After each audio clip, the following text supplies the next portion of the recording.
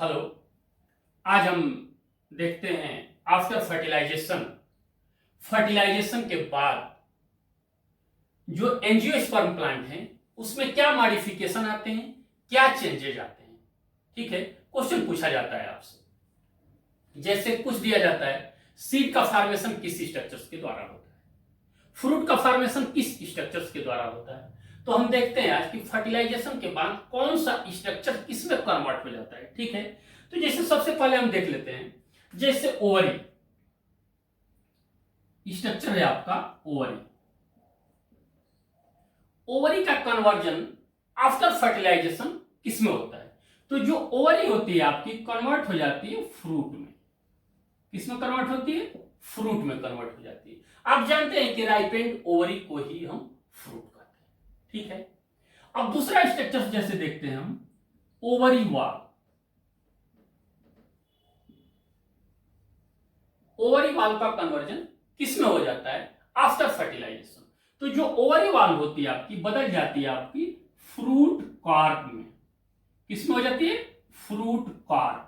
और fruit carp को आप टेक्निकली बोलते हैं पेरिकार्प। क्या बोलते हैं, पेरिकार्प बोलते हैं, पेरिकार्प। ठीक है, और पेरिकार्प जो होती है 3 लेयर में डिवाइडेड हो जाती है। तो जैसे इसके 3 लेयर होते हैं, 1 2 3। तो जो आउटर लेयर होती है उसको हम बोलते हैं एपिकार्प, जो मिडिल लेयर होती है उसको बोलते हैं मीजोकार्प, जो थर्ड लेयर जो इनर लेयर होती है उसको हम बोलते हैं एंडोकार्प। क्या बोलते हैं, एंडोकार्प बोलते हैं। ठीक है, तो ये तो हो गई पेरिकार्प की लेयर हो गई। Outer layer epicarp, middle layer mesocarp और इनर लेयर एंडोकार्प। ठीक है, इसको आप ध्यान रखिएगा, जैसे एपिकार्प, मीजोकार्प, एंडोकार्प, इससे क्वेश्चन पूछा जाता है। जैसे पूछ देगा कि मैंगो, मैंगो यानी कि मैंजिफेरा इंडिका में कौन सा पार्ट इडिबल है, कौन सा पार्ट खाया जाता है मैंजिफेरा इंडिका का। तो मैंजिफेरा इंडिका यानी मैंगो का जो पार्ट खाया जाता है मीजोकार्प खाया जाता है। ठीक है, कौन सा पार्ट खाया जाता है, मीजोकार्प खाया जाता है। आइए देखते हैं और स्ट्रक्चर्स का किसमें कन्वर्जन होता है। जैसे आपका ओव्यूल है, ओव्यूल जो है किसमें कन्वर्ट हो जाता है। ठीक है, तो जो ओव्यूल स्ट्रक्चर है, ओव्यूल फर्टिलाइजेशन के बाद सीड में कन्वर्ट हो जाता है। किसमें, सीड में कन्वर्ट हो जाता है। पूछा जाता है कि ओव्यूल जो है फर्टिलाइजेशन के बाद किस में कन्वर्ट हो जाता है, तो सीड में कन्वर्ट हो जाता है। ठीक है, अब आइए हम देखते हैं इंटीगुमेंट। इंटेगुमेंट जैसे आप ओव्यूल जब पढ़ते हैं तो ओव्यूल कई प्रकार के होते हैं, जैसे कि उसमें इंटीगुमेंट्स की बात आ जाती है ना, तो एटेगमिक ओव्यूल हो जाते हैं, बाइटेगमिक ओव्यूल हो जाते हैं। तो यहाँ पे हम देखते हैं जो कॉमन टाइप का जो हम पढ़ते हैं उसमें जो होता है बाइटेगमिक ओव्यूल होता है। ठीक है, तो बाइटेगमिक ओव्यूल होता है यानी कि 2 इंटीगुमेंट्स पाए जाते हैं। तो अभी तो हम ये देखते हैं कि एंटीगुमेंट्स जो होता है आफ्टर फर्टिलाइजेशन किस में कन्वर्ट हो जाता है। तो जो एंटीगुमेंट आफ्टर फर्टिलाइजेशन कन्वर्ट हो जाता है ये सीड कोट बनाता है। क्या बनाता है, सीड कोट बनाता है। ठीक है, अब हम देखते हैं कि जब बाइटेगमिक ओव्यूल होते हैं तो उसमें 2 इंटीगुमेंट है। तो जो आउटर और इनर इंटीगुमेंट, तो जो आउटर इंटीगुमेंट है, आउटर इंटीगुमेंट ये किस में कन्वर्ट होता है, तो जो आउटर इंटीगुमेंट है ये कन्वर्ट होकर के आउटर सीड कोट बनाता है। क्या बनाता है, आउटर सीड कोट बनाता है, कन्वर्ट होकर के बनाता है outer seed coat, outer seed coat. लेकिन इसको टेक्निकली क्या कहते हैं ये भी जानना होगा आपको। इसको टेक्निकली बोलते हैं टेस्टा।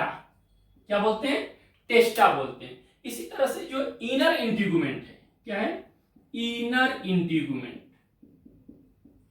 इनर इंटीगुमेंट कन्वर्ट होकर के क्या बनाता है, तो जो इनर इंटीगुमेंट कन्वर्ट होकर के आफ्टर फर्टिलाइजेशन जो चेंज होता है ये बनाता है आपका inner seed coat, inner seed coat. और इसको टेक्निकली क्या बोलते हैं, टेगमन बोलते हैं। क्या बोलते हैं, टेगमन बोलते हैं।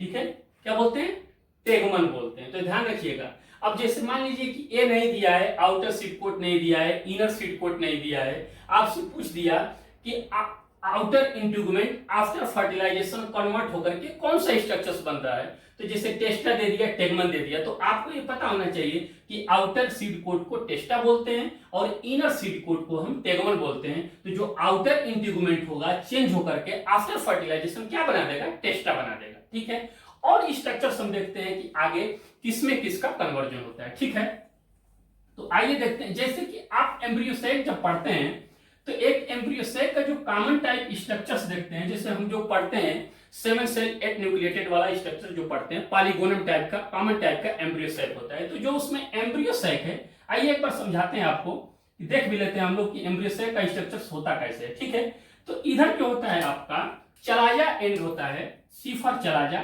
और एम फॉर माइक्रोपाइल एंड होता है। ठीक है, ये बता दिया आपको। इसमें जब आप देखते हैं ना, तो जो चलाजा एंड होता है इसके तरफ 3 एंटीपोडल सेल्स होती हैं, 3 एंटीपोडल सेल्स होती हैं। ठीक है, और जो माइक्रोपाइल होता है उसके तरफ 2 सिनर्जी सेल्स होती हैं और बीच में जो होता है एग सेल होता है। क्या होता है, एग सेल होता है। और इनके बीच में जो सेंट्रल सेल्स होती है, यहां पे क्या है, सेंट्रल सेल्स है, यहां पे 2 पोलर न्यूक्लियाई। ठीक है, ये जो होती है आपकी एंटीपोडल सेल है,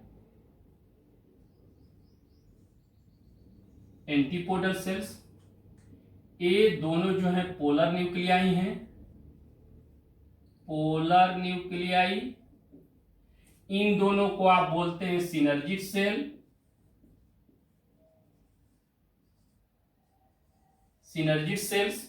इसको आप बोलते हैं एग सेल, एग सेल। आपकी जानकारी के लिए बता दें हम कि जो एग सेल और दोनों सिनर्जी सेल्स होती है ना, यही दोनों मिलकर के एग apparatus का फॉर्मेशन करती है। ये जानकारी के लिए है, ध्यान रखिएगा। अब हम देखते हैं कि जो एग सेल होती है इसका कन्वर्जन किसमें होता है। तो जैसे यहां पे देखिए structure egg cell, egg cell after fertilisation किसमें कन्वर्ट होता है, तो यहां पे एम्ब्रियो, ये कन्वर्ट हो जाएगा एम्ब्रियो में। इसमें कंफ्यूजन होने की बात नहीं है। देखिए कैसे मैं बता रहा हूं कि जब डबल फर्टिलाइजेशन आप पढ़ते हैं तो उसमें एक प्रोसेस होती है सिनगैमी और दूसरी प्रोसेस होती है ट्रिपल फ्यूजन। ठीक है, तो जो मेल गैमीट होते हैं वो फर्स्ट मेल गैमीट जो होता है एग सेल से आकर के फ्यूज कर जाता है। जब एग सेल से आकर के फ्यूज करता है तो जाइगोट बनाता है और वही जाइगोट कन्वर्ट होकर के एम्ब्रियो का फॉर्मेशन कर देता है। तो ये आपका हो जाता है एम्ब्रियो। ठीक है, तो एक सेल किस में कन्वर्ट हो गई, एम्ब्रियो में कन्वर्ट हो गई। अब दूसरा स्ट्रक्चर्स देखते हैं। जैसे एंटीपोडल सेल्स की बात आती है, आपको लग रहा होगा एंटीपोडल सेल्स, तो एंटीपोडल सेल्स इसमें कन्वर्ट होती हैं।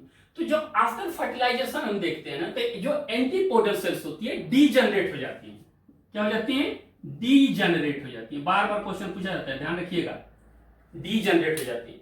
इसी तरह से हम देखते हैं कि सिनर्जिक सेल्स, जो 2 सिनर्जिक सेल्स हैं माइक्रोपाइल के तरफ, सिनर्जिक सेल्स, सबसे पहले तो यही क्वेश्चन पूछ लेता है आपसे कि एंटीपोडल सेल्स किस एंड के तरफ होती हैं, चलाजा एंड के तरफ। नंबर कितने होते हैं, 3 होते हैं। ठीक है, इसी तरह से सिनर्जिक सेल्स किस एंड के तरफ होती है, माइक्रोपाइल एंड के तरफ होती है, और इनका नंबर कितना होता है, 2 होता है। फर्टिलाइजेशन के बाद क्या होता है, ये डीजनरेट हो जाती है। क्या हो जाती है, डीजनरेट हो जाती है, डीजनरेट। ठीक है, अब आप कहते होंगे कि बात हो गई एक सेल की, एंटीपोडल सेल्स की, सिनर्जिक सेल्स की। पोलर न्यूक्लियाई क्या होते हैं, तो हम बताते हैं आपको पोलर न्यूक्लियाई क्या होते हैं। देखिए आप, पोलर न्यूक्लियाई क्या होता है कि जब प्रोसेस डबल फर्टिलाइजेशन होता है तो फर्टिलाइजेशन के पहले, ध्यान रखिएगा, ये जो फर्टिलाइजेशन के पहले ही दोनों पोलर न्यूक्लियाई फ्यूज होकर के बना देते हैं सेकेंडरी न्यूक्लियस। क्या बनाते हैं, सेकेंडरी न्यूक्लियस बनाते हैं। दोनों पोलर न्यूक्लियाई फर्टिलाइजेशन के पहले फ्यूज होकर के सेकेंडरी न्यूक्लियस बनाते हैं। तो और ये जो पोलर न्यूक्लियाई होते हैं दो होते हैं, लेकिन इनका पोलैरिटी लेवल n+n होता है, इनका n हो गया, एक का n हो गया, तो दोनों जब फ्यूज हो गए तो सेकेंडरी न्यूक्लियस का पोलैरिटी लेवल क्या हो जाएगा, 2n हो जाएगा। तो ये हो गया है आपका 2n हो गया। अब क्या होता है कि सेकेंडरी न्यूक्लियस फर्टिलाइजेशन के बाद किसमें कन्वर्ट हो जाता है, तो बार बार पूछा जाता है, ये स्ट्रक्चर्स आपका बनाता है एंडोस्पर्म। क्या बनाता है, एंडोस्पर्म।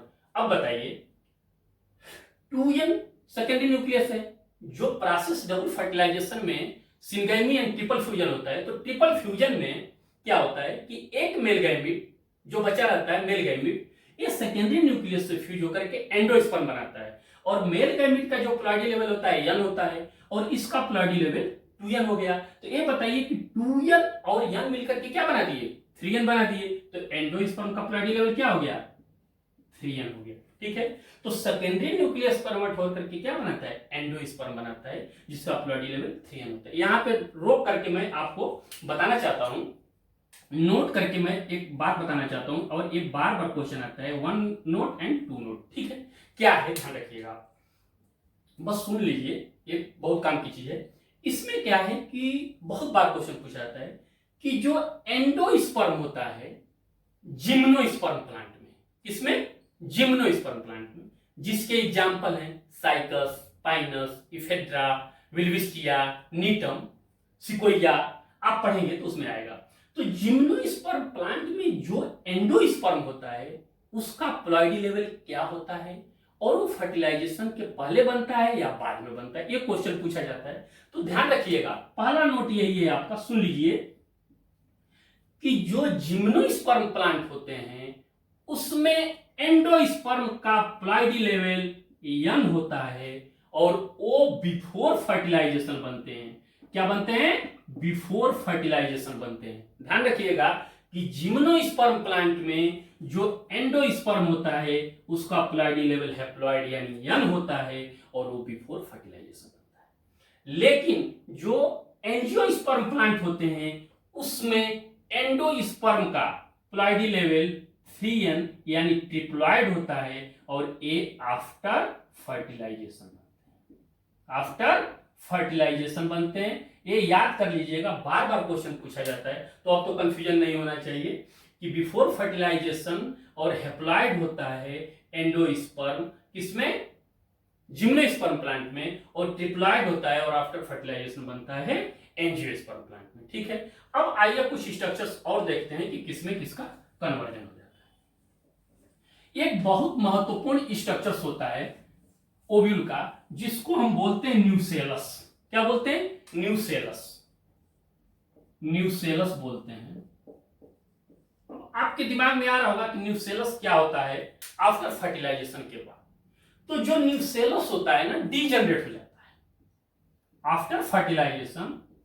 न्यूसेलस क्या होता है, डीजनरेट हो जाता है। लेकिन समटाइम्स, ये बहुत बार क्वेश्चन पूछा जाता है, sometimes remnant of nucellus, remnant of nucellus, जिसको हम बोलते हैं, क्या बोलते हैं, पेरीस्पर्म बोलते हैं। क्या बोलते हैं, पेरीस्पर्म बोलते हैं, पेरीस्पर्म बोलते हैं, पेरीस्पर्म बोला जाता है रेमनेंट ऑफ न्यूसेलस को।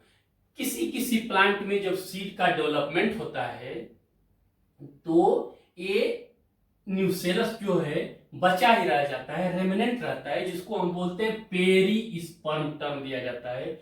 और ये जो पेरीस्पर्म होते हैं, एग्जाम्पल पूछ लिया जाता है कि किस प्लांट में, तो जैसे एग्जाम्पल है आपका, बेस्ट एग्जाम्पल आपका है ब्लैक पीपर एंड बीट रूट। क्या है, बीट रूट।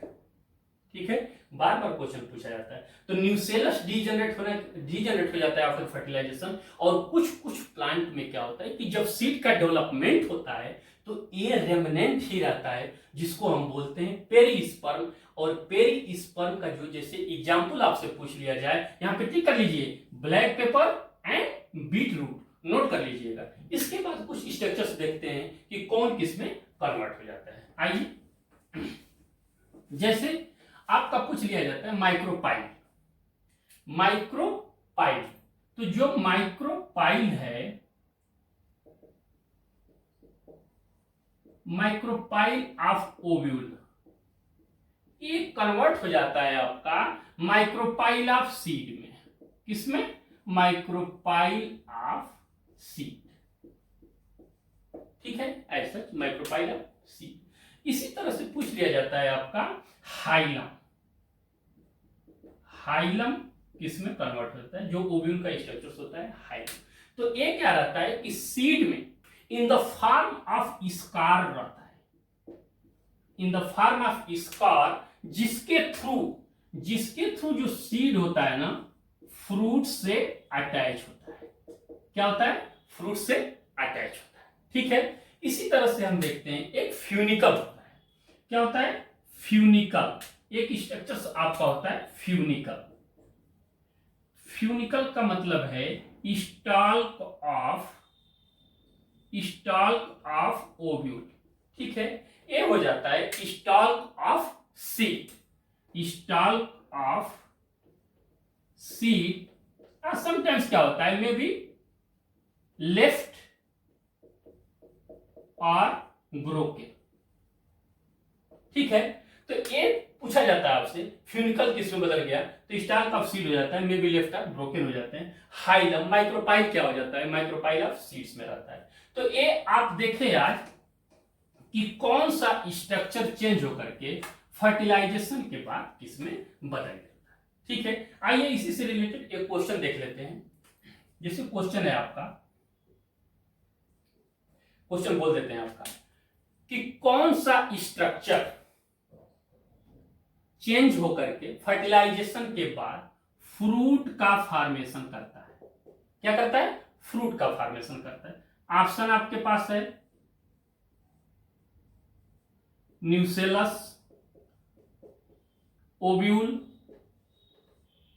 Micropyle, ovary. ठीक है, ये क्वेश्चन को दिया जाएगा कि फ्रूट का फॉर्मेशन किससे होता है फर्टिलाइजेशन के बाद। तो अब देखिए, जो न्यूसेलस है इससे तो होगा नहीं, क्योंकि डीजेनरेट हो जाता है और कभी कभी पेरिस्पर्म बनाता है, ये भी कट गया। ओव्यूल सीड बनाता है, ये भी नहीं होगा। माइक्रोपाइल ऑफ सीड रहता है, ये भी नहीं होगा। ओवरी जो है कन्वर्ट होकर के फ्रूट का फॉर्मेशन करता है। ठीक है, फ्रूट का फॉर्मेशन करता है, तो ये आपका करेक्ट आंसर होगा। ठीक है, तो आज हम देखें आफ्टर फर्टिलाइजेशन क्या मॉडिफिकेशन होते हैं एंजियोस्पर्म प्लांट में। इसके बाद हम कुछ और देखेंगे, अलग वीडियो बनाएंगे, जैसे कि इसके बेस्ट क्वेश्चन पूछे जाते हैं, जैसे प्लाइडी लेवल से कितने क्रोमोसोम नंबर किसमें हो गया, वो सब देखेंगे। ठीक है, तो आज के लिए इतना ही। Thank you so much.